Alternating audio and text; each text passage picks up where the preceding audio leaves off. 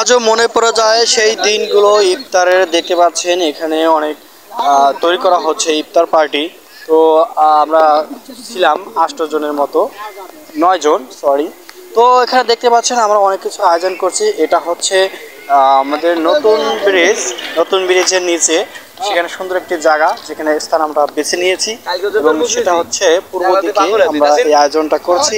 তো সুন্দর সুন্দর আয়োজন করতে পারছেন এবং 9 জনের খাদ্য এখানে পরিবেশন করা হচ্ছে, তৈরি করা হচ্ছে। এবং এখানে অনেক কিছু আছে, বহুত পদের ফলাদি।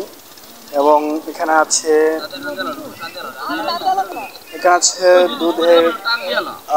দুধ দিয়েও অনেক কিছু তৈরি করা হচ্ছে। দেখতে পাচ্ছেন আমরা শরবতটা তৈরি করছি, সেটা হলো আনারস আনারস নাই তো সরি।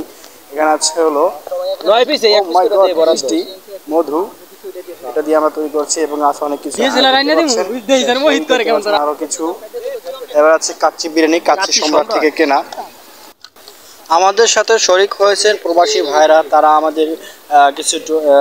আমাদের সাথে শরিক হয়েছেন, তাদেরকে অসংখ্য ধন্যবাদ। আল্লাহ যেন ভালাই দান করুক। ভিউস আপনারা দেখতে পাচ্ছেন এখানে মধু মানে যে দুধ দিয়া তরমুজ দিয়া বানানো হচ্ছে। তো এটা হলো আমাদের শরবত। তো দেখতে পাচ্ছেন আমরা সবাই কিন্তু বসছি এবং কিছুক্ষণের মধ্যে আজান দেব। আমরা ইফতার খুলবো এবং খোলার পরে আমরা খোলা মাঠে সবাই মিলে জামাতে নামাজ আদায় করব এবং সেখান থেকে চলে আসবো।